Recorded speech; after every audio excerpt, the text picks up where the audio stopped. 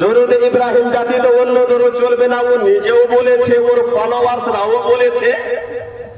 আর doctor Zakir Naik দরুদ ইব্রাহিম ব্যতীত অন্য দরুদ বানানো দরুদ, যেই দরুদ হাদিসের কিতাবে নাই, কোরআনে নাই, তাফসিরে নাই, ফিকহের কিতাবে নাই, ফরাইজে নাই, কোন কিতাবে নাই, তার সাথে সাথে কোন আলিম ওই দরুদ বলেনি, মুহাদ্দিস বলেনি, মুফাসসির বলেনি, কোন আলিম বলেনি।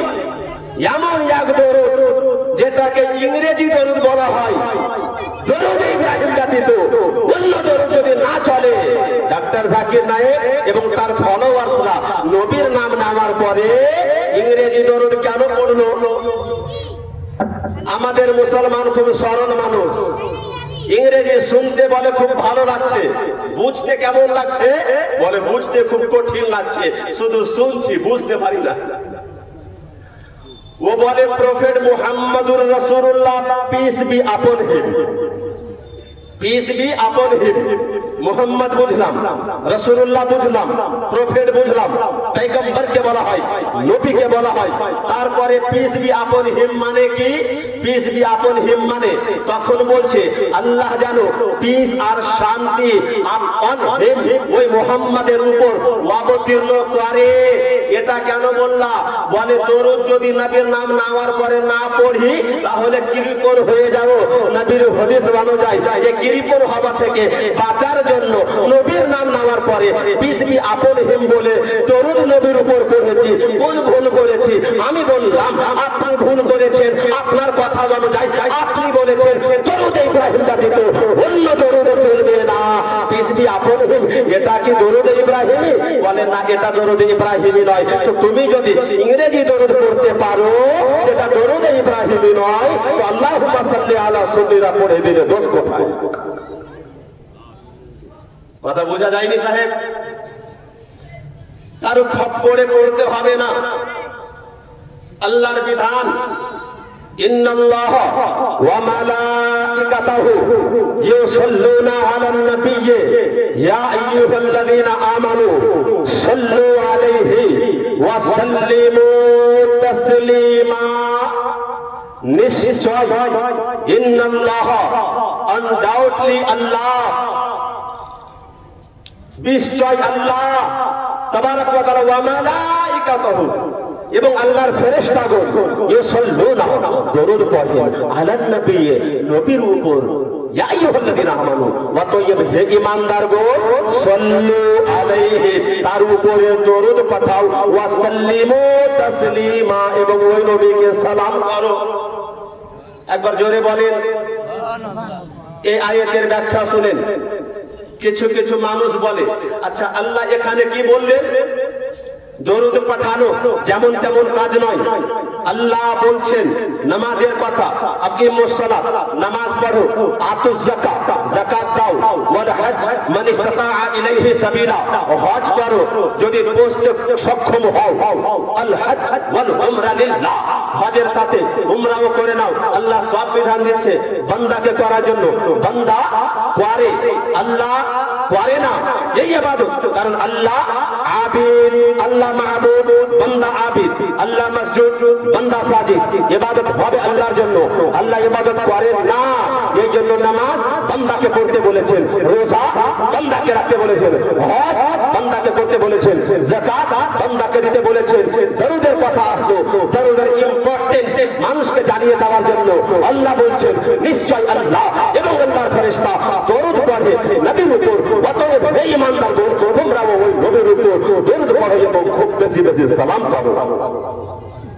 কত ইম্পর্টেন্স, দরুদের গুরুত্ব কত। আচ্ছা আল্লাহ এখানে শুধু পড়তে বলেছেন, উইদাউট এনি কন্ডিশন বলেছেন না উইথ এনি কন্ডিশন? উইদাউট না উইথ? কোন কন্ডিশন লাগিয়েছেন? কন্ডিশন লাগাননি। দরুদ আল্লাহ পড়তে বলেছেন যেইভাবে ইচ্ছা দরুদ পড়ো। মন চাই বিনা মাইকেও দরুদ পড়ো, মন যদি চাই মাইকেও দরুদ পড়ো। কথা বুঝেননি? আর শুধু আল্লাহ দরুদ বলেছেন তা না, সল্লু মানে দরুদ পড়ো, সাল্লিমু মানে সালাম করো, আর সাল্লিমু তাসলিমা যদি এসে যায় তার মানে হয়ে যায় সালাম করার মতো সালাম করো, বেশি বেশি পরিমাণে সালাম করো। বিধানটা কার? বিধানটা কার? মুখে নাম উচ্চারণ হয়ে গেলে পাপ হয়ে যাবে না, জবান বলে যাবে না, ইনশাআল্লাহ এই জবানের তাকত চলে আসবে, জবানের জান চলে আসবে। বিধানটা কার? আরো জোরে, বিধানটা কার? আল্লাহ কি বললেন? দরুদও পাঠাও, সালামও পাঠাও। শুধু সালাম না সাল্লিমু তাসলিমা, সালামের মতো সালাম। এবার এই সালাম আল্লাহ সাধারণভাবে পাঠাতে বলছেন। কেউ যদি জলসার শেষে নবীকে সালাম করে কোরআনের উপর আমল হবে। কেউ যদি ফজরের নামাজের পরে নবীকে সালাম করে আল্লাহর বিধানের উপর আমল হবে। কেউ জুম্মার নামাজের পরে নবীকে সালাম করে কোরআনের আয়াতে আমল হবে। ঈদের নামাজের পরে নবীকে সালাম করলে কোরআনের আয়াতে আমল হবে। কোন বিবাহের অনুষ্ঠানে, কোন চালিসার অনুষ্ঠানে, খাতনার মাহফিলে, মুসলমানদের যেখানে গ্যাদারিং হবে, নবীকে দাঁড়িয়ে যদি সালাম করে আল্লাহর কোরআনের উপর আমল হবে। কেউ যদি এতে বাধা সৃষ্টি করে তাহলে এ আল্লাহ থেকে বেশি বুঝবে। কি বলেন আপনারা? আল্লাহ থেকে কেউ বেশি বুঝে না। ওপেন চ্যালেঞ্জ, কেউ যদি পারে নবীকে দাঁড়িয়ে সালাম করাটা বেদাত প্রমাণ করতে 1 লক্ষ টাকা তাকে গনে গনে দিয়ে দিব। আমরা বারংবার চ্যালেঞ্জ করেছি। কিছুদিন আগে দেখলাম এক মৌলবীকে, মৌলবীর নাম কি জানেন আপনারা? শুনেছেন? তাহলে নাম কেন বলবো? আমি মাসলা বলে দিচ্ছি। ওই মৌলবীর নাম বলবো না। সুন্নিদের জলসাতে, সুন্নিদের জলসাকে খারাপ কেন করব?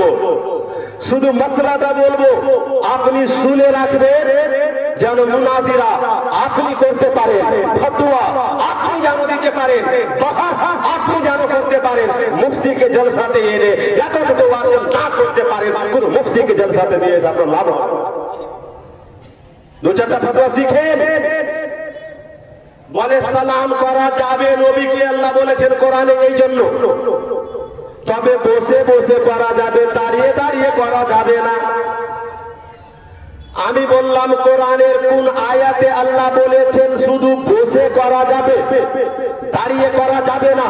আরে কোরআন তো কোরআন, অসংখ্য কোরআনের তাফসীরের গ্রন্থ আছে। কোন তাফসীর গ্রন্থ থেকে যদি দেখাতে পারো অসংখ্য রাসূলুল্লাহর হাদিস আছে, হাদিসের সংখ্যা কত?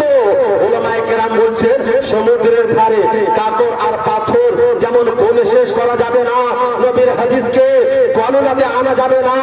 বেহিসাব নবীর হাদিস, অতএব বেহিসাব নবীর হাদিসের মধ্যে কোন হাদিসে লেখা আছে নবীকে দাঁড়িয়ে সালাম চলবে, বসে চলবে আর দাঁড়িয়ে চলবে না? যদি প্রমাণ করে দিতে পারো, একটা হাদিস দিতে পারো, তাফসীরের একটা ইবারত দিতে পারো, কোরআনের একটা আয়াত দিতে পারো, 1 লক্ষ টাকা তাকে পুরস্কার দেব।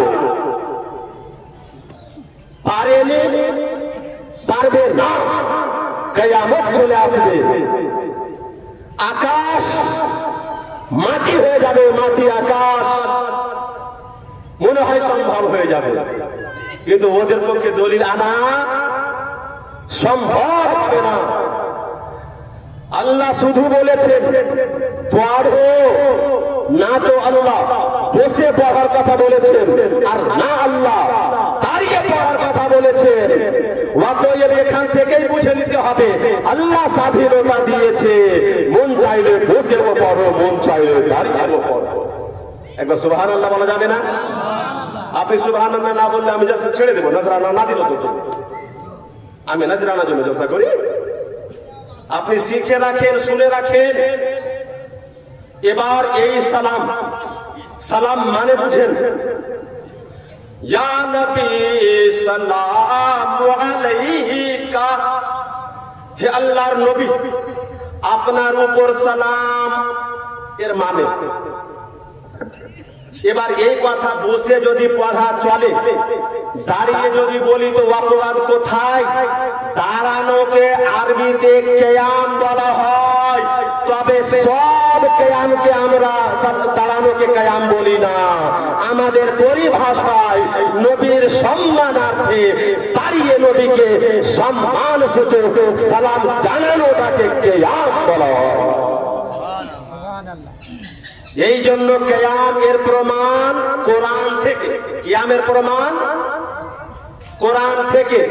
কেউ যদি এই দলিলের কাজ করতে পারে, বাহস আপনারা করবেন যতজন আছেন, আর একটা দলিল যদি দিয়ে যায়, আপনিও চ্যালেঞ্জ করেন 1 লক্ষ টাকা, আমাকে ফোন করবেন, আপনার জন্য 1 লক্ষ টাকা আমি দিতে আসবো, আর দলিলটা আমি দিতে আসবো। কোথায় আল্লাহ বলেছে চলবেন? মানুষকে পাগল পেয়েছে। হাদিসের কিতাব পড়াতে পড়াতে এতদিন হয়ে গেল। সুবহানাল্লাহ, আল্লাহুম্মা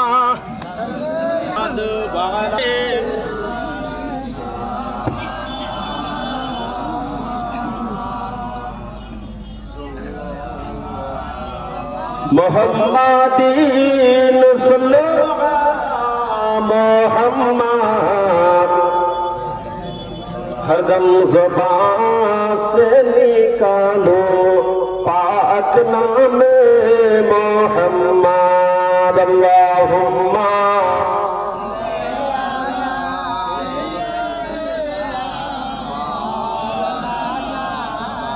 मोहम्मद वाला आले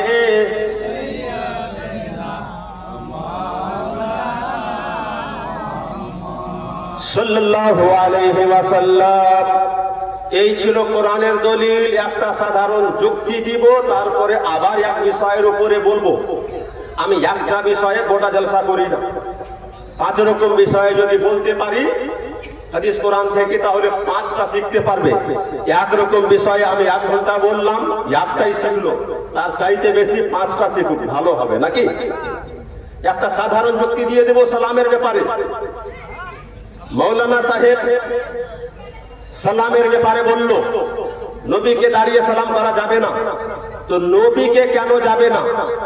যদি দাঁড়িয়ে সালাম করাটা হারাম হয়, বেদাত হয়, তাহলে মৌলবীকেও যাবে না, নাকি বলেন? মৌলবীকেও যাবে না। কিন্তু দেখবেন মৌলবীকে দাঁড়িয়ে সালাম করে দেয়, বিবিকেও সালাম করে, বাপকে সালাম করে, ভাইকে সালাম করে, বোনকে সালাম করে, সঙ্গে সঙ্গে দেখা হয়। মাটিতে মৌলবী বসে না, চেয়ারেও বসে না। মৌলবীকে দাঁড়িয়ে সালাম করা যদি বৈধ হয়, নিজের বাপকে দাঁড়িয়ে সালাম যদি বৈধ হয়, তো নবী পাককেও দাঁড়িয়ে সালাম বৈধ হবে। সাধারণ যুক্তি। দ্বিতীয় বিষয়, সব সময় মুসলমান আপনাকে একটু সতর্ক হয়ে চলতে হবে। কিসের জন্য?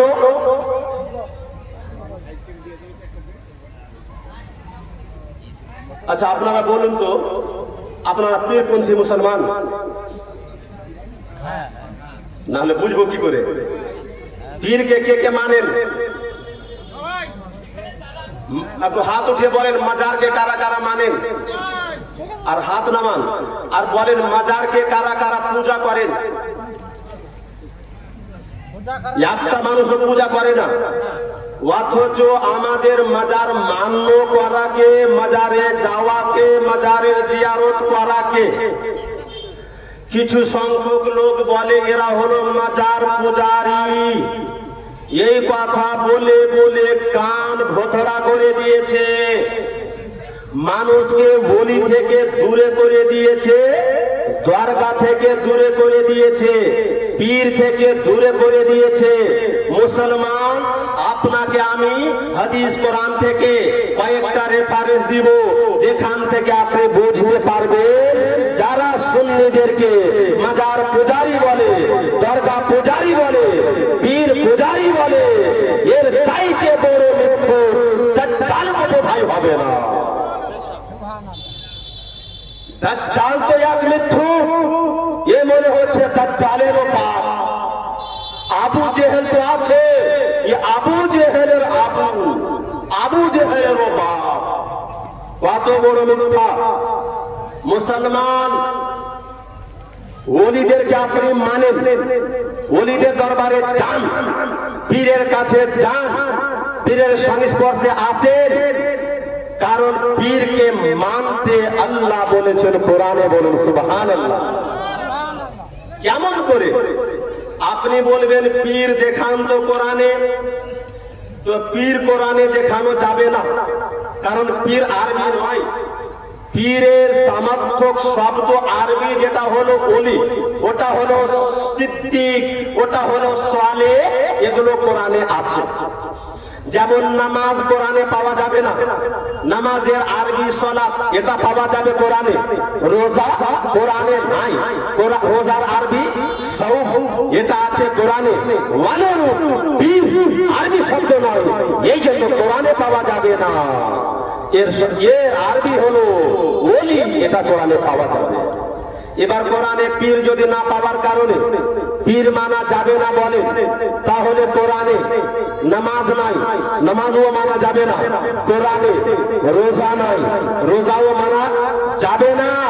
কোরআনে পানি কথাও নাই, পানিও মানা যাবে না, নাকি বলেন?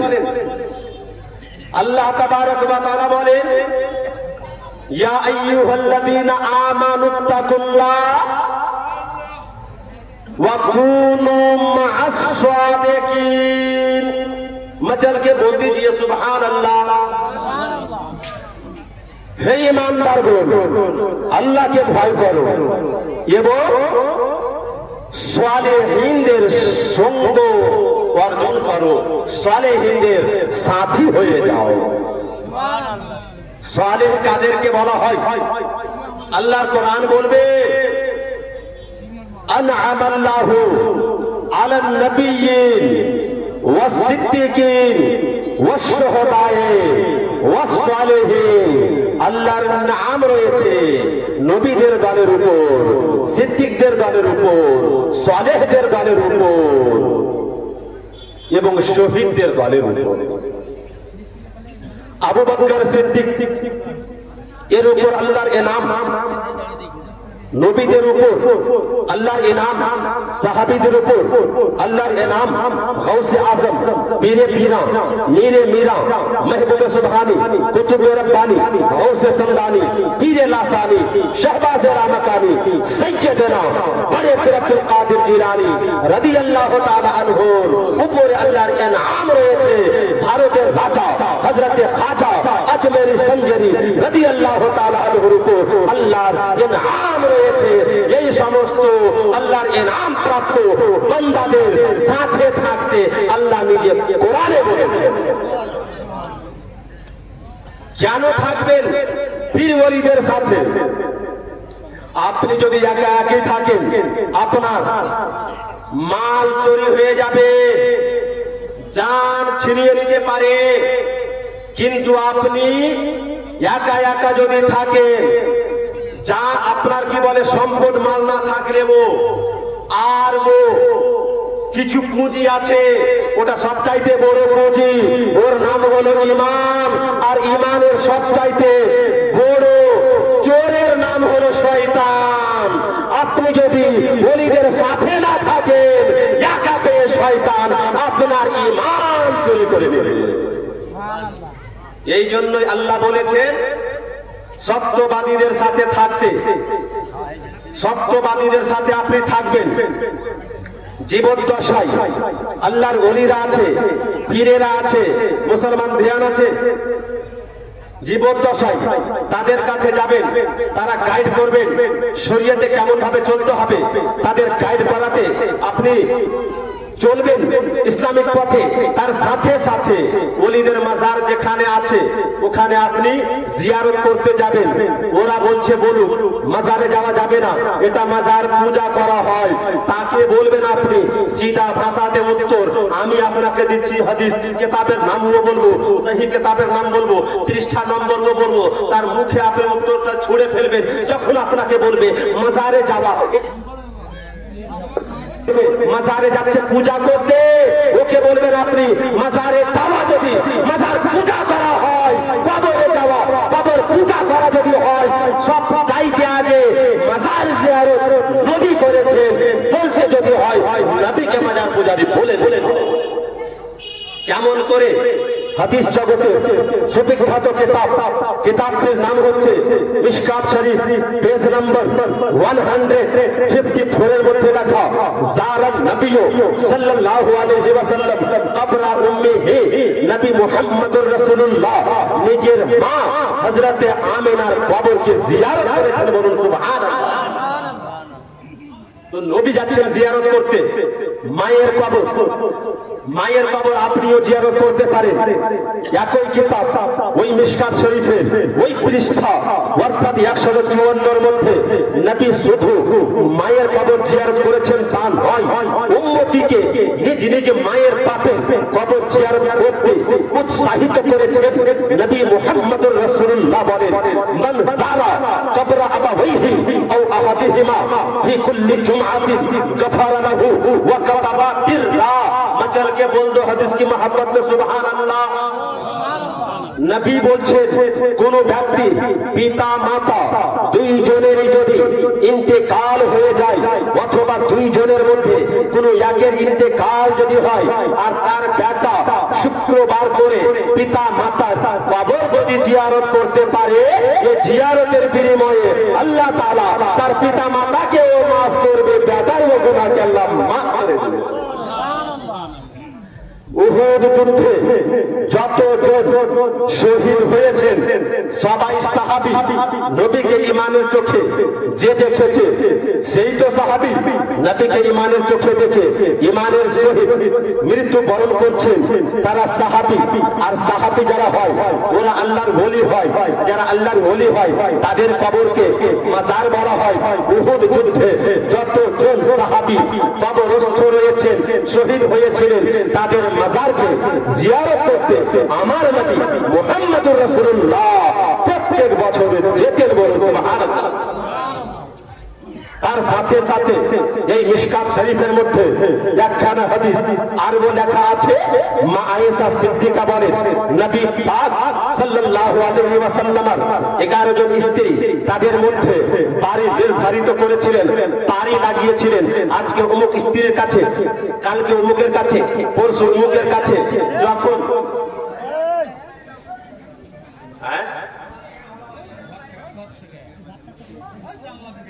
না না ও তো এখানে টার্গেট করছে। তো বাচ্চা ছেলে ওইভাবে বললে হয় ডাইরেক্ট, মানে এখানে বক্তার চোখে করা মানে কি, উদ্দেশ্যটা কি আছে যাচাই করেন।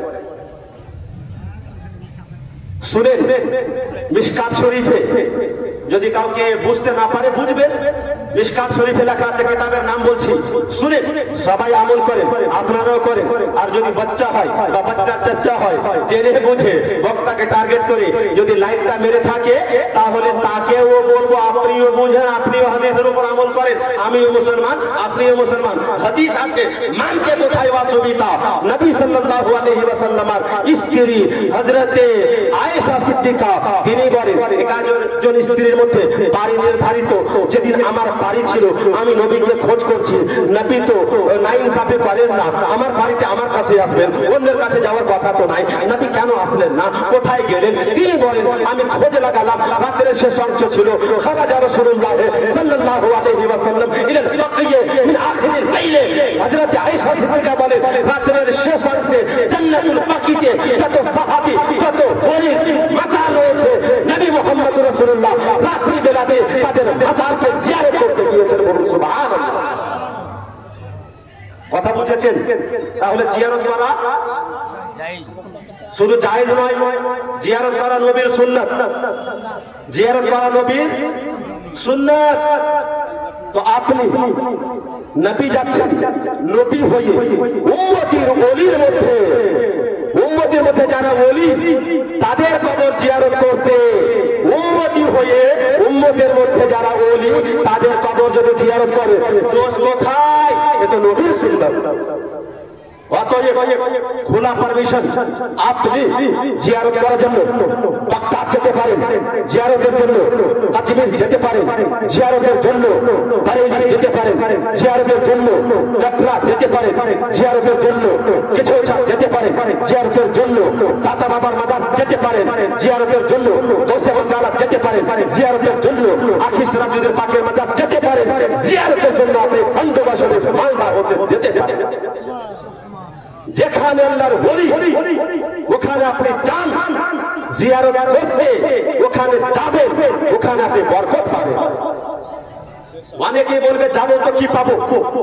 পবিত্র কোরআন 15তম পারা সুবহানাল্লাযী আসরা বিআবদিহি লাইলাম মিনাল মাসজিদিল হারাম ইলাল মাসজিদিল আকসাল্লাযী বারাকনা হাওলাহু, পবিত্র ওই সত্তা যিনি মেরাজের রাতের স্বল্প সময়ে রাত্রি বেলাতে নিজ হাবিব মুহাম্মদুর রাসূলুল্লাহকে মসজিদে হারাম থেকে মসজিদে আকসা পর্যন্ত নিয়ে গেলেন। মসজিদে হারাম কাকে বলা হয়? কাবা শরীফকে। ওখান থেকে মসজিদে আকসা পর্যন্ত নিয়ে গেলেন। মসজিদে আকসা কোন মসজিদ? কোন মসজিদের নাম? মসজিদে আকসা। ওখানে বলা হয়েছে মসজিদে আকসা ওই মসজিদ বারাকনা হাওলাহু, যার আশেপাশে আমি আল্লাহ বরকত রেখেছি। মুফাসসিরিনে কেরাম বলে আল্লাহ এটা বললেন না সুবহানাল্লাযী আসরা বিআবদিহি লাইলাম মিনাল মাসজিদিল হারাম বারাকনাহু লাহু, মসজিদে হারাম অর্থাৎ কাবার কথা আসলো এখানে আলাদা করে, বরকতের কথা আল্লাহ বললেন না, কিন্তু মসজিদ আকসার কথা আসলো আলাদা করে স্পেশালি ভাবে বরকতের কথা আল্লাহ কেন বললেন? মুফাসসিরিনে কেরাম এর জবাব দেন এমনিতে যেখানে আল্লাহর ঘর ওখানে বরকত, গ্রামের মসজিদ হোক আল্লাহর বরকত, মসজিদে নববী হোক আল্লাহর বরকত আছে, মসজিদে হারাম কাবা যদি হয় ওখানে তো বেশি এমনিতে রহমত আছে, বরকত আছে।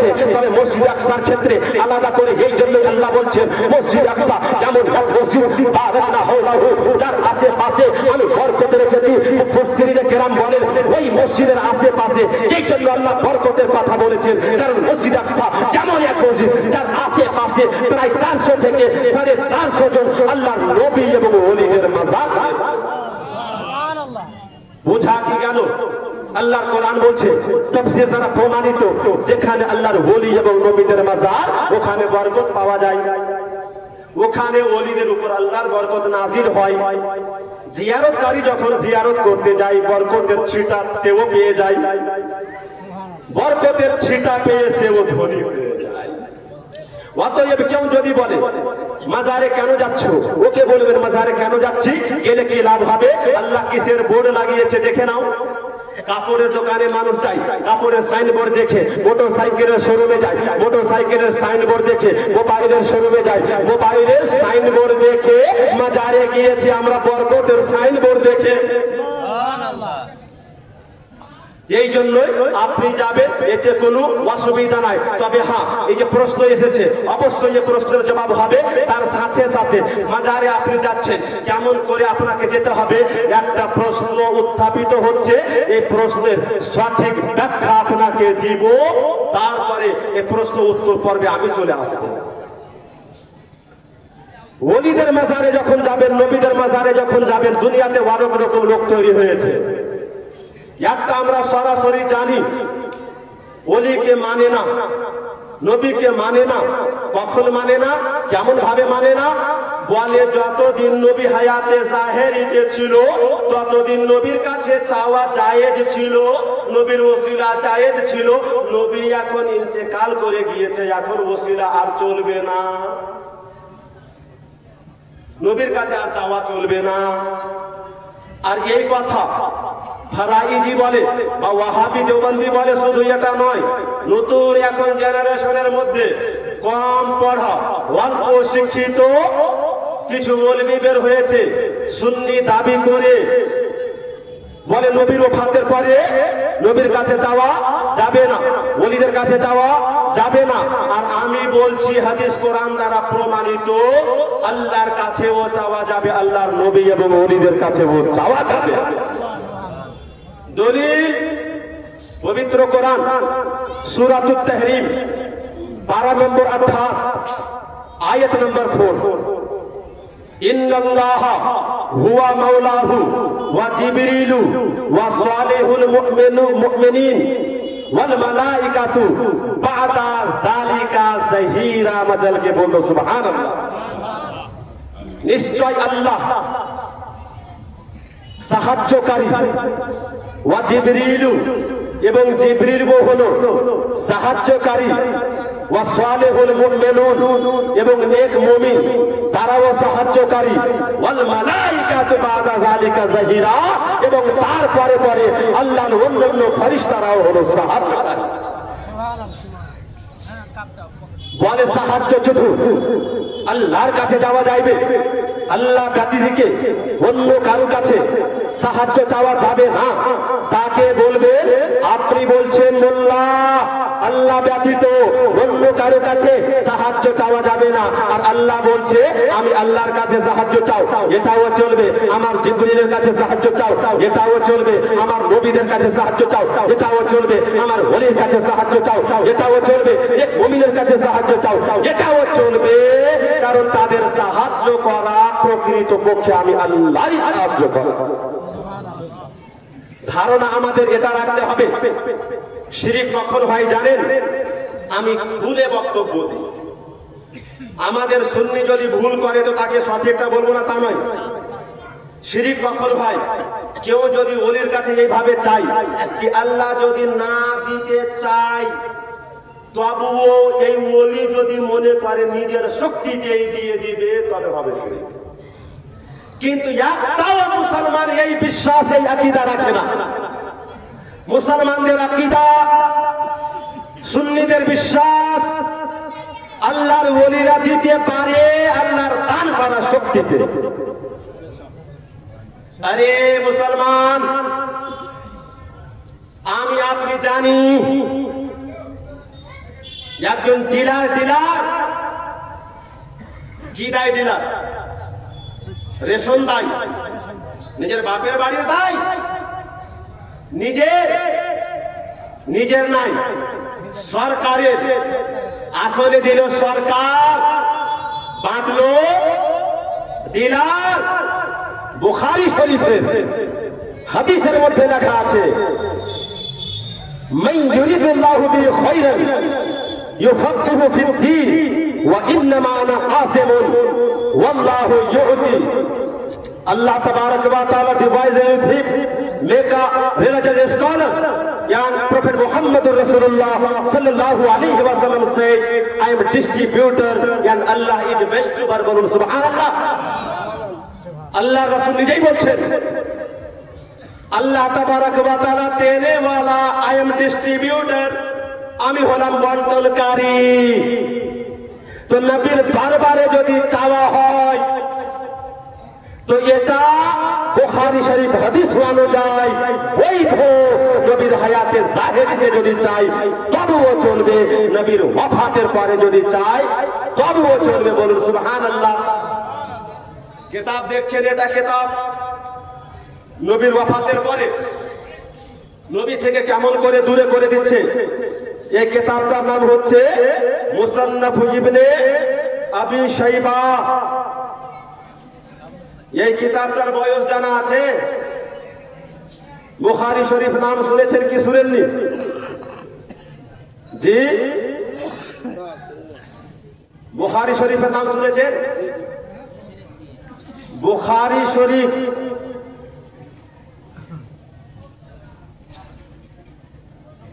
বুখারী শরীফ লেখা হয়নি, তার আগে এই কিতাবের অস্তিত্ব। সুবহানাল্লাহ বলা যাবে না? সুবহানাল্লাহ। ইমাম বুখারীর শিক্ষকের শিক্ষক, মানে বুখারীর আগেকার কিতাব। মানুষ বলছে বুখারীর আগে মনে হয় কোনো কিতাবই নাই। পড়েনি তো কি করে জানবে? আর সব জিনিস কি মোবাইলে পাওয়া যাবে? আর মোবাইলে পেলেও কি সব বুঝতে পারবে?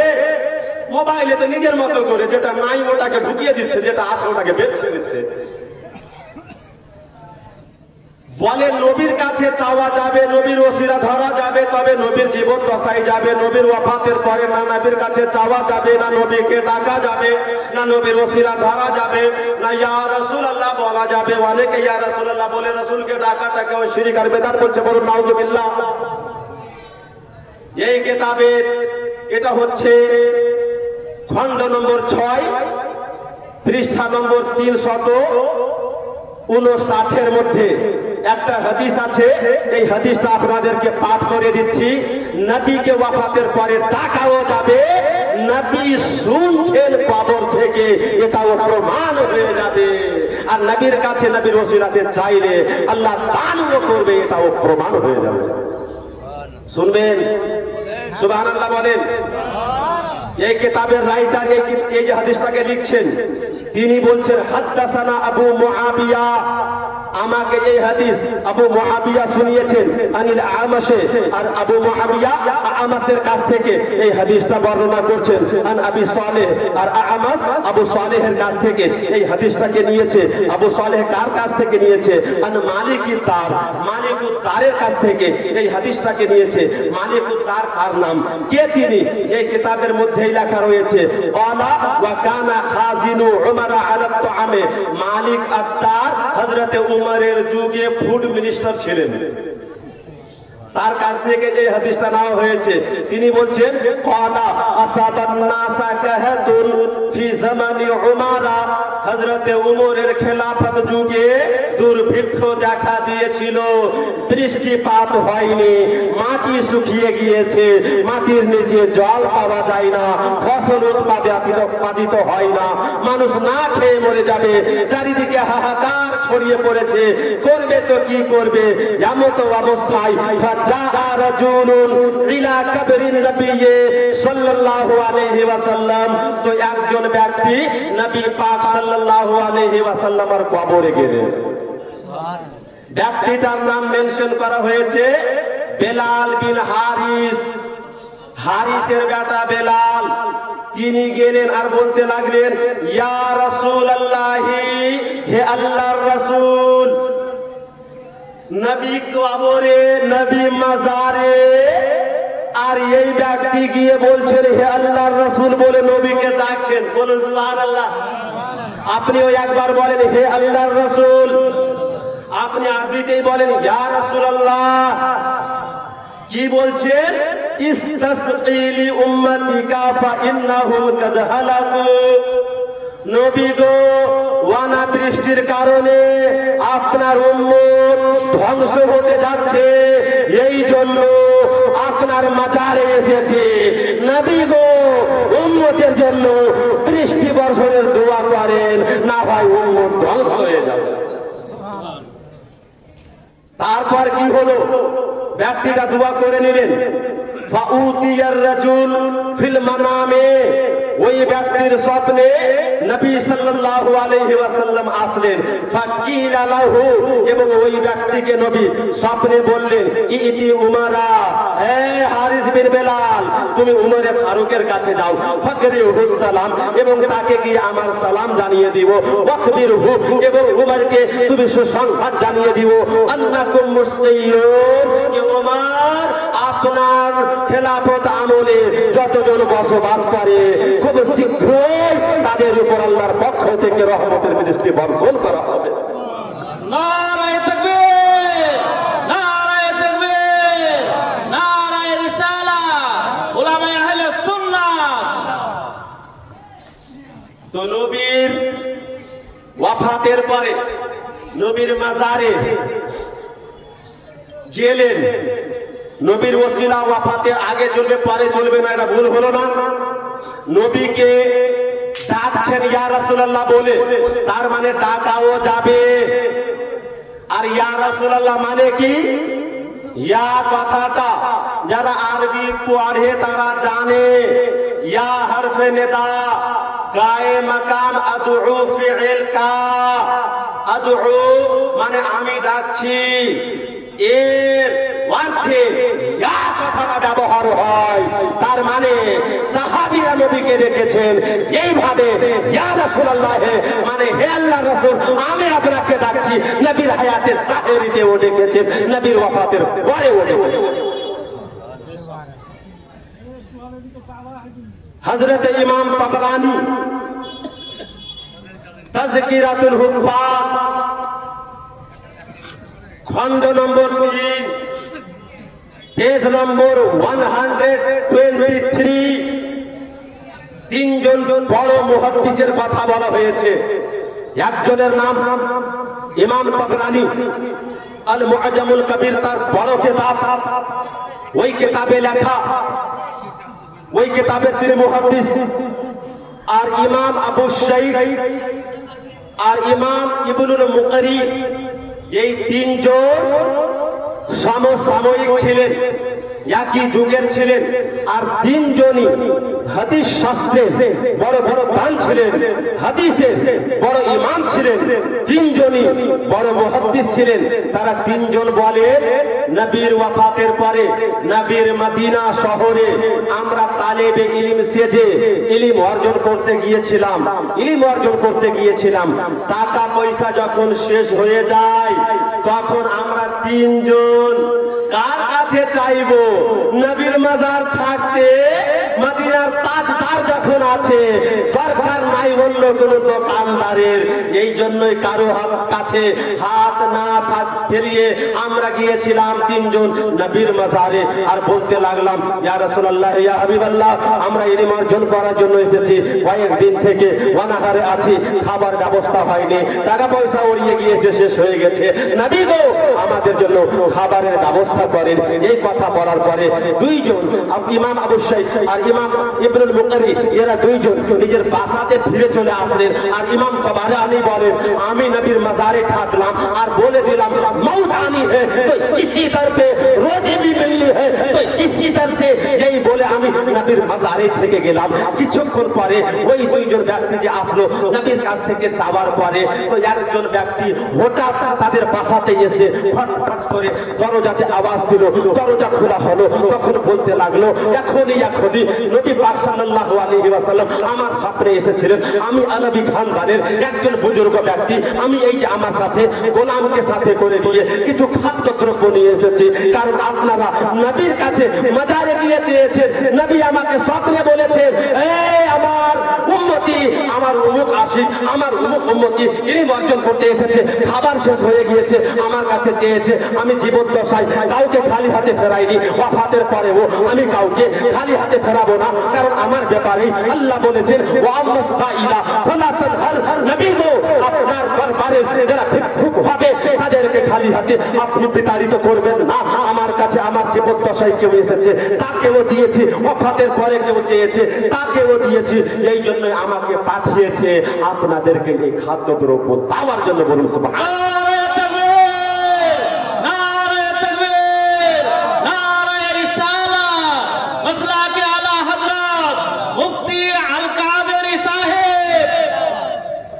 তাহলে কি বুঝলেন? নবীর কাছে চাওয়া যদি বেদাত হতো তাহলে ইমাম তাবরানি বেদাতি, ইমাম আবু শাইখ বেদাতি, ইমাম ইবনুল মুকারি বেদাতি হয়ে যাবে। তারা যদি বেদাতি হয়ে যায়, নিজের মাদ্রাসার লাইব্রেরিতে ইমাম তাবরানির আল মুআজামুল কবির রাখো কেন? বেদাতের কিতাব রাখো কেন? আরে বোঝা গেল বড় বড় মুহাদ্দিসরা নবীর ওয়াফাতের পরে নবীর কাছে চেয়েছেন, তো শুধু চাওয়াটা জায়েজ প্রমাণিত হলো তা নয়, চাওয়া তো জায়েজ হলো, তার সাথে সাথে চাইলে পাওয়া যায় এটাও প্রমাণ। চেয়ে তো দেখেন, मांगने का तरीका आता नहीं और बोलता है कि मिलता नहीं। চেয়ে তো দেখুন চাওয়ার মতো, চাইতে পারলে অবশ্যই আপনি পাবেন পাবেন পাবেন।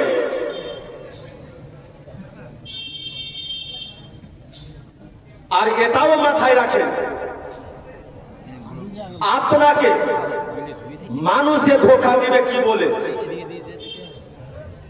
লা তাদউ মা'আল্লাহি, আল্লাহর সাথে কাউকে ডাকিও না। ডাকিও না মানে কি? আল্লাহর সাথে কারো ইবাদত করিও না। আল্লাহ বলছে মানে ইবাদত শুধু আল্লাহর করতে হবে। তো ये বলছে দাআ ইয়াদউ মানে ডাকা, তো ডাকাই যাবে না। দাআ ইয়াদউ দাআউন দাওয়াতুন থেকে এসেছে, যার কয়েকটা অর্থ আছে, তার মধ্যে বিখ্যাত বিখ্যাত তিনটা অর্থ কোরআনেই আছে। একটা ইবাদতের ওয়াক্ত হতে পারে, যেটাকে ওয়ারশিপ বলা হয়, একটা আরজ করা, গুজারিশ করা, ইলতেজা করা, সাপ্লিকেশন যেটাকে বলা হয়। আর একটা হয় থেকে ডাকা, যেটাকে দাওয়াত বা ইনভাইটেশন বলা হয়, ইনভাইট বলা হয়। অর্থ না বুঝে ওলিকে ডাকা, নবীকে ডাকা, তাদের কাছে সাহায্য চাওয়া, এটা বলে শিরিক হয়ে গেল, বেদাত হয়ে গেল। এই রকম আমরা জানতাম, ফারাইজিরা বলছে, চিনেছিলাম, কিন্তু সুন্নি লেবাসে পোশাকে যখন বলতে শুরু করে ইয়া রাসূলুল্লাহ মদদ, এটা চলবে না। ইয়া আলী মদদ, এটা শিরিক। ইয়া খাজা মদদ, এটা শিরিক। ইয়া গাউস মদদ, এটা শিরিক। সুন্নি পোশাকে যখন বলে বিপরীতটা, তখন চিনা অসুবিধা হয়ে যায়। বলে নবী গায়রুল্লাহ, ওলি গায়রুল্লাহ, গাউস গায়রুল্লাহ, খাজা গায়রুল্লাহ, এদের কাছে মাদদ চাইলে শিরিক হবে। যদি শিরিক হয় তো শিরিক ডাকার জন্য, সাহায্য চাওয়ার জন্য যে শিরিক করে মুশরিক হবে, যে ব্যক্তি শিরিকের কাজে উৎসাহিত করবে সে বড় মুশরিক হবে। আল্লাহর রাসূল হাদিস শরীফের মধ্যে গায়রুল্লাহর কাছে সাহায্য চাইতে উৎসাহিত করেছেন। এটা যদি শিরিক হয় তাহলে নবীও মুশরিক হয়ে যাবে, নাউজুবিল্লাহ। এই যে বললাম কিতাবটির নাম নোট রাখুন, হাওয়াতে ফায়ারিং আমি করি না। কিতাবটির নাম আল মুআজামুল কবির, ছাপা হয়েছে কাহেরা, মিশর থেকে। এর খণ্ড নম্বর হচ্ছে 17 মানে 17, পেজ নাম্বার 117 মানে 117। তাতে লেখা আছে আমার নবী, আপনার নবী, কুল কায়নাতের নবী মুহাম্মাদুর রাসূলুল্লাহ সাল্লাল্লাহু আলাইহি ওয়াসাল্লাম উম্মতিকে শিক্ষা দিচ্ছেন, ইজা আদাল্লা আহাদুকুম শাইআন আও আরাদা আহাদুকুম আউনান ওয়া হুয়া বিআরদিন লাইসা বিহা আনিসুন ফালিয়াকুল ইয়া ইবাদাল্লাহ আগিসুনি, ইয়া ইবাদাল্লাহ আগিসুনি, ইয়া ইবাদাল্লাহ আগিসুনি, ফা ইন্না লিল্লাহি ইবাদান লা নারাহুম ওয়া কাদ তুরিবা যালিকা মাতালকে বলবো সুবহানাল্লাহ। নবী মুহাম্মদুর রাসূলুল্লাহ বলছেন, তোমাদের কোন বস্তু যদি হারিয়ে যায় বা তোমরা কোন নির্জন স্থানে যদি পৌঁছে যাও আর তোমাদের সাহায্য করার মতো কেউ সামনে নাই, তখন তোমরা বলবা ইয়া ইবাদাল্লাহ আকিসুনি, হে আল্লাহর বান্দা আমার সাহায্য করো, হে আল্লাহর বান্দা আমার সাহায্য করো, হেল্প মি, হেল্প মি। আপনারা করবেন।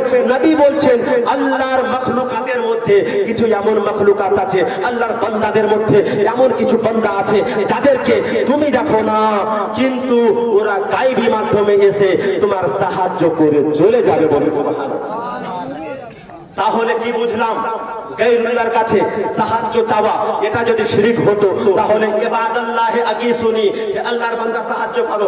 আল্লাহর বান্দা মানে গায়রুল্লাহ, তো নবী কেন বললেন তাদের কাছে সাহায্য চাইতে? ওই নেক বান্দা কারা হবে? আল্লামা আলী কারি মিরকাতুল মাফাতিহের মধ্যে বলছেন ওই আল্লাহর বান্দা তিন শ্রেণীর হতে পারে। এক শ্রেণীর হলো মালাইকা, ফেরেশতারা এসে সাহায্য করে চলে যাবে। দ্বিতীয় শ্রেণী হলো জিন্নাত, আল্লাহর নেক জিন আছে তারা এসে সাহায্য করে চলে যাবে।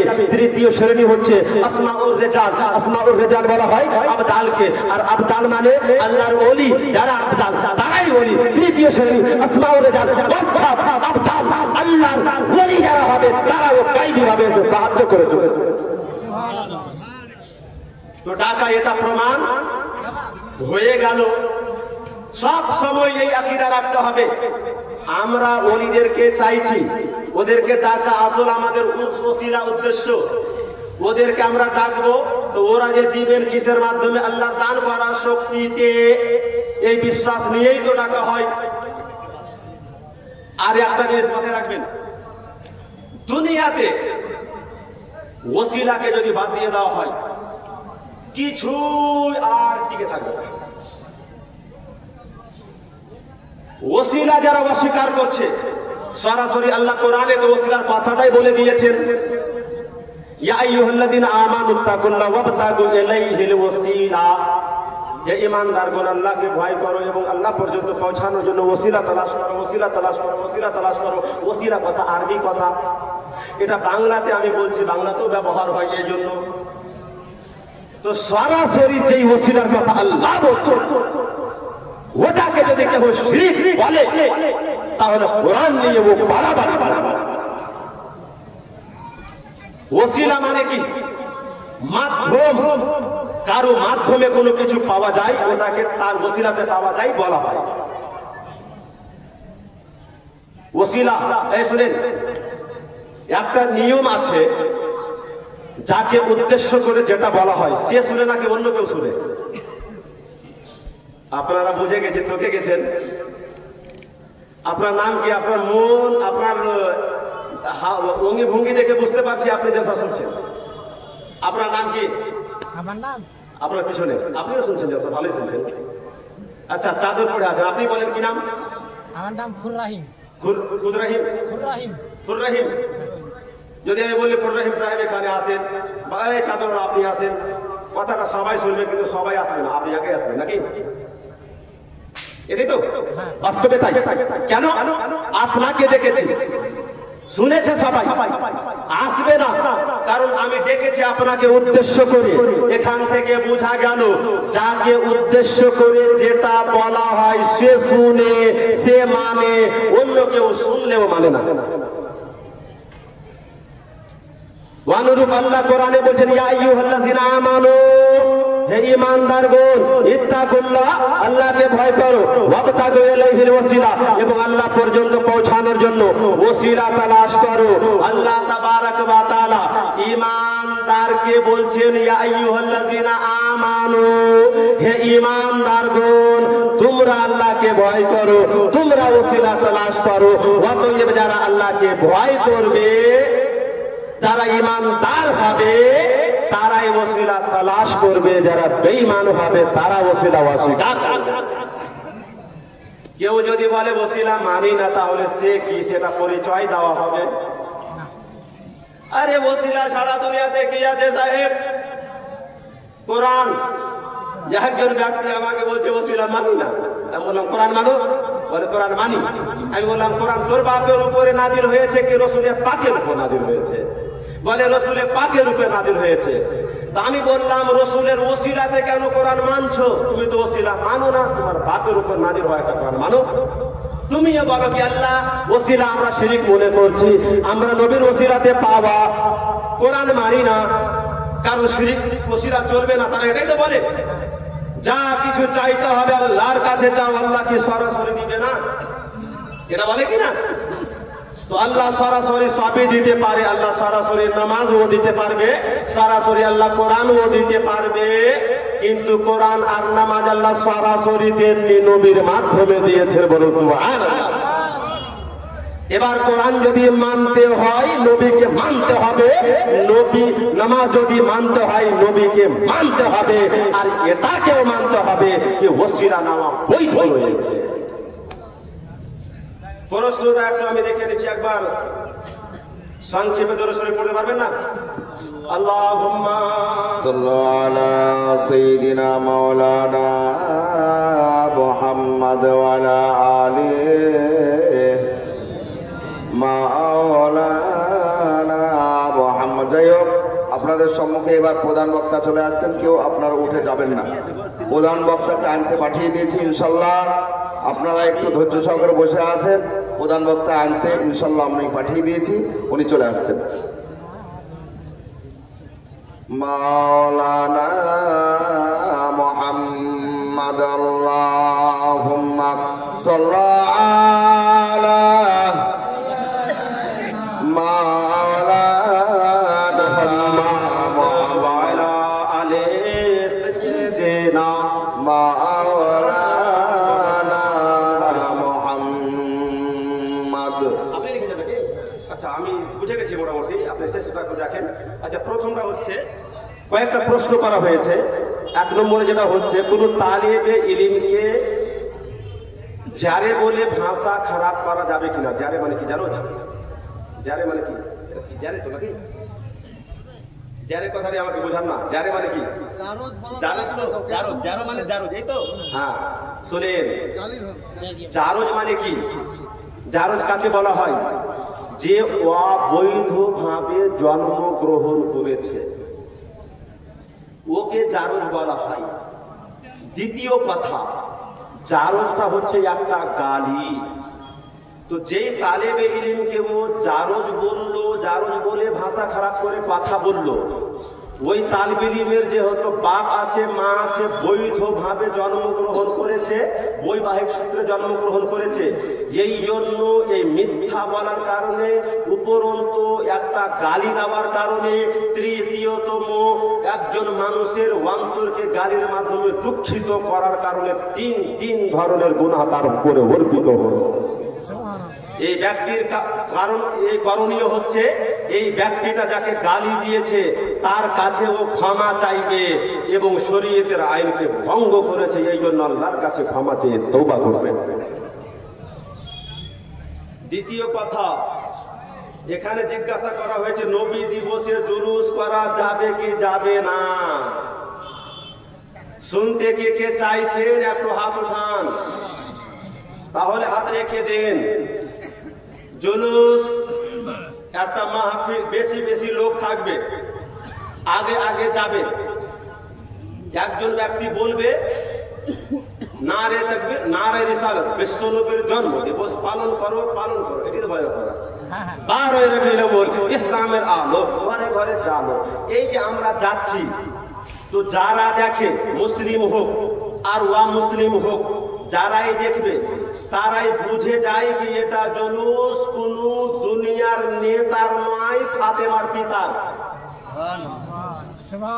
তো এতে নবীর মান মর্যাদা আরো বেশি প্রকাশ পেল নাকি কম হয়ে গেল? যদি প্রকাশ হয়, তাহলে আপনি আল্লাহর কোরআনকে জিজ্ঞাসা করেন, হে কোরআন, নবীর মান সম্মানের চর্চা করা, প্রকাশ করা বেশি বেশি, এটা বৈধ হবে কি হবে না? তো আল্লাহর কোরআন বলবে, ওয়ারাফা'না লাকা যিকরাক, হে নবী মুহাম্মদ, আপনার জিকিরকে, আপনার স্মরণকে, আপনার নাম মান, আপনার চর্চাকে আমি উঁচু করেছি। ওয়াতয়েব জুলুসের মাধ্যমে এই নবীর মান সম্মান আর চর্চা উঁচু হওয়াটা আরো যদি বেশি বেশি প্রকাশ হয়, তাহলে এটা করা অবশ্যই কোরআন মোতাবেক হবে। দ্বিতীয় কথা, সূরাতুত তাহা 30তম পারাতে আল্লাহ তাআলা বলেন, ওয়া আম্মা বিনি'মাতি রাব্বিকা ফাহাদ্দিস, এবং তোমরা হে আমার বান্দারা, আমি আল্লাহর পক্ষ থেকে পাওয়া নিয়ামতের খুব বেশি বেশি চর্চা করো। নিয়ামত কার নাম? নিয়ামত তো অসংখ্য রয়েছে। আল্লাহ আপনাকে জান দিয়েছেন, এটাও নিয়ামত। চোখ দিয়েছে, এটা নিয়ামত। হাত পা দিয়েছে, এটা নিয়ামত। সম্পদ দিয়েছে, এটা নিয়ামত। বাড়ি ঘর দিয়েছে, এটা নিয়ামত।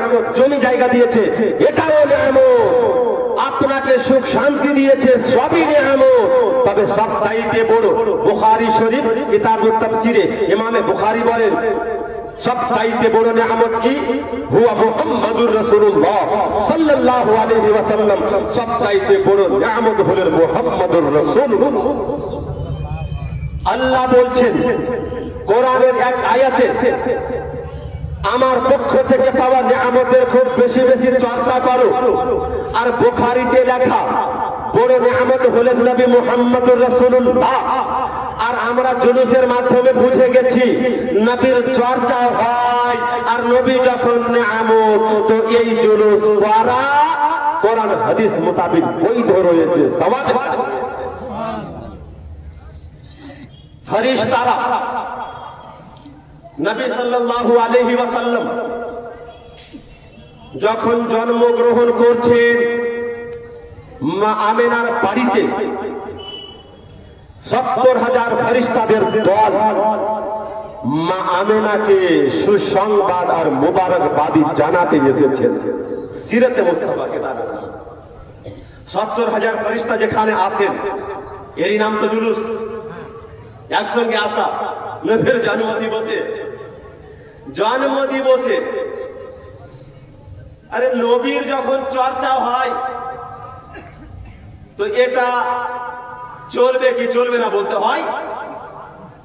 আচ্ছা, জুলুস শুধু নবীর নামেরই হয় নাকি? আর কারো নামে জুলুস হয় না? আরে যেটাকে জুলুস বলি ওটাকে মিছিলও বলে। আপনাদের মধ্যে অনেক লোক আছে, কেউ টিএমসি, কেউ কংগ্রেসের আছে,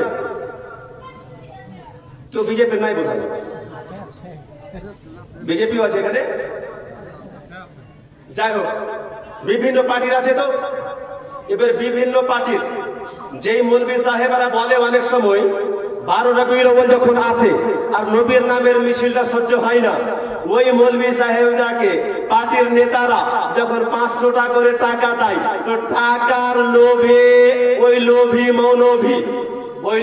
মৌলবী 500 টাকার লোভে কংগ্রেসের মিছিলে যোগদান করে, টিএমসির মিছিলে যোগদান করে, সিপিএম এর মিছিলে যোগদান করে, নির্দলের মিছিলে যোগদান করে, বিজেপির মিছিলে যোগদান করে, কংগ্রেসের মিছিলে যোগদান করা তখন কেন বৈধ হয়ে গেল? তুমি কি কালেমা কংগ্রেসের পড়েছো? কালেমা কি তুমি বিজেপির পড়েছো? আরে তুমি যেই নবীর কালেমা পড়েছো ওই নবীর মিছিলকে যেই মুখে বেদাত আর হারাম বলো পার্টির মিছিল কি করে করো? কথা বল না ঠিক? আমরা বলি ওটাও বৈধ, কারণ হাদিস কোরআনে বারণ নাই।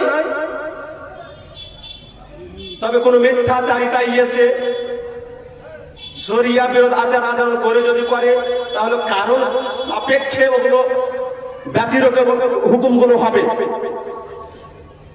আচ্ছা, আপনি বলেন জুলুসের ব্যাপারে একটা পয়েন্ট আপনি এখান থেকে নিয়ে যান, যখন জিজ্ঞাসা করে দিয়েছে এই পয়েন্টটা আপনি জেনে রাখবেন, আগামী জুলুসে আপনার এটা কাজে লাগবে ইনশাআল্লাহ।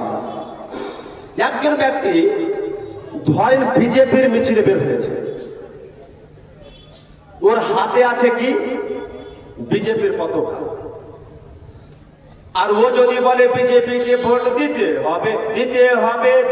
হবে নরেন্দ্র মোদী জিন্দাবাদ জিন্দাবাদ জিন্দাবাদ এই বলতে বলতে ও যদি রাস্তা দিয়ে যায়, তাহলে ওকে মানুষ যে যদি জিজ্ঞাসা করে তুমি কোন পার্টির লোক গো, আর ওই লোকটা যদি বলে দেয় কি আমি কংগ্রেসের, তো ওর কথা মানবে লোকটা? কি তোমার মুখে কি বলছে নরেন্দ্র মোদীর নাম, হাতে পদ্ম ফুল ছাপা পতাকা, তুমি মুখে যতই বলো আমি কংগ্রেসের, তুমি কংগ্রেসের না, তুমি হলে বিজেপির। বুঝা গেল বিজেপির মিছিলে বিজেপির ঝান্ডা বা পতাকা নিয়ে যদি কেউ জুলুস করে, রাস্তাতে ডানে বামে দাঁড়িয়ে দাঁড়িয়ে যারা দেখবে তারাই বুঝে যাবে এটা কংগ্রেসের দলের লোক যাচ্ছে, অথবা টিএমসির দলের লোক যাচ্ছে, অথবা সিপিএম দলের লোক যাচ্ছে। রবিউল আউয়ালের 12 তারিখে বিশ্ব নবীর নামের পতাকা আর ঝান্ডা সবুজ রঙের হাতে নিয়ে বিশ্ব নবীর জন্মদিবস পালন করো বলতে বলতে আপনি যদি জুলুস নিয়ে বের হন, দুনিয়াবাসী আপনাকে দেখবে, বুঝে যাবে আপনি বলেন আর না বলেন এরা কংগ্রেস টিএমসির লোক নয়, বিজেপির দলের লোক নয়, এরা হলো নবীর দলের লোক। তো আমরা নবীর দলে যদি হতে পারি, এখানেও আমাদের লাভ, ওখানেও আমাদের লাভ রয়েছে। ঝান্ডার কথাটা যখন চলে আসলো তো শুনেই নেন এই ঝান্ডার ব্যাপারে। আল্লাহ, ভারতেরও ঝান্ডা আছে। যেই মৌলভী সাহেব বলে রবিউল আউয়ালের 12 তারিখে নবীর নামের পতাকা ঝান্ডা উত্তোলন করা মসজিদে মাদ্রাসাতে বেদাত হারাম, ওই মৌলভী সাহেব সরকারি স্কুলে, প্রাইমারিতে, হাই মাদ্রাসা, হাই স্কুলে চাকরি করে, 15 আগস্টে ভারতীয় ঝান্ডা উত্তোলন করে। এটাও কাপড়ের, ওটাও কাপড়ের, নবীরটা হারাম, 15 আগস্টেরটা হালাল। দুই মুখা কথা কেন? হারাম যদি ঝান্ডা হয়, মূলত ঝান্ডা হওয়ার কারণে তো নবীর নামেরটাই কেন হারাম হলো? ভারতীয়টা কেন হারাম হলো না? ওটা যদি বৈধ হয় তো এটাও বৈধ। দ্বিতীয় কথা, এই ঝান্ডার মাধ্যমে আমরা নবীর পাওয়ার কতদূর পর্যন্ত এটা জানিয়ে দিতে চাই বিশ্ববাসীকে। 12 রবিউল বলে ভারতের ঝান্ডা শুধু ভারতে গাড়া যাবে, বাংলাদেশে যাবে, পাকিস্তানে যাবে। আর পাকিস্তানের ঝান্ডা যদি ভারতে কেউ গাড়ে তো আর বাড়িতে থাকবে না, জেলখানাতে থাকতে হবে। এই দেশদ্রোহী। বোঝা গেল যেই দেশের ঝান্ডা ওই দেশেই চলবে, কারণ যত দূর পর্যন্ত দেশের এরিয়া সীমানা তত দূর পর্যন্ত ঝান্ডার ক্ষমতা। অন্য দেশে ঝান্ডার ক্ষমতা নাই, এই জন্য ঝান্ডা গাড়া যাবে না। কিন্তু রবিউল আউয়াল যখন আসে, 12 তারিখ হয়, নবীর নামে সবুজ ঝান্ডা, একই রঙের ঝান্ডা ভারতেও চলে, বাংলাদেশেও চলে, পাকিস্তানেও চলে, ইউরোপে চলে, আমেরিকাতে চলে, বিশ্বের কোনা কোনাতে চলে, উত্তর পশ্চিম, উত্তর দক্ষিণ, পূর্ব পশ্চিম, সারা কায়নাতে নবীর নামের একই ঝান্ডার মাধ্যমে বুঝিয়ে দেওয়া হয়েছে সারা বিশ্বে নবীর ঝান্ডা মানে সারা বিশ্বে নবীর ক্ষমতা চলে।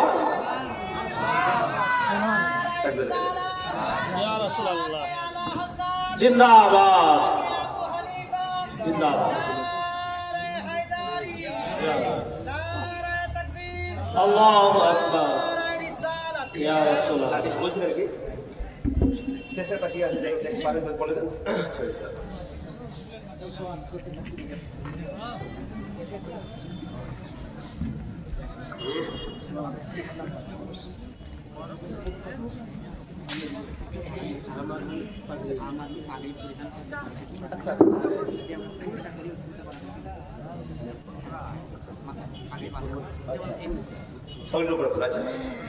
আচ্ছা, এখানে 4th নম্বর প্রশ্ন যেটা আমি বুঝতে পারছিলাম না লেখাটা, ওখানে প্রশ্ন করা হয়েছে আম আদমি মানে সাধারণ ব্যক্তি পাগড়ি পরতে পারবে কি পারবে না।